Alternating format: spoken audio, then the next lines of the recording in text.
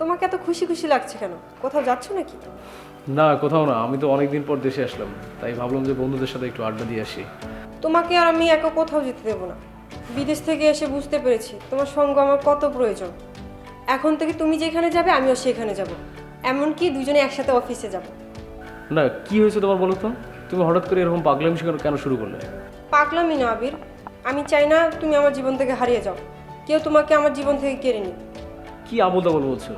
আর তোমার লাইফ থেকে আমাকে কে কেড়ে নেবে? তোমার মতো হ্যান্ডসাম ছেলেকে কেড়ে নেওয়ার মতো মেয়ের অভাব নেই। তাই আমি সিদ্ধান্ত নিয়েছি বাংলাদেশের ব্যবসা গুটিয়ে সুইজারল্যান্ড চলে যাব। আর কি বলছো তুমি এসব? এটা কি সম্ভব কখনো? কেন সম্ভব নয়?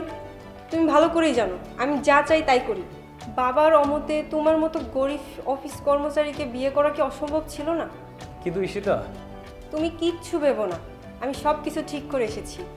আগামী মাসে আমরা বিদেশ চলে যাব, আর এই কয়দিন তোমাকে নিয়ে বাংলাদেশটা ঘুরে দেখতে চাই। তুমি যা ভালো মনে করো।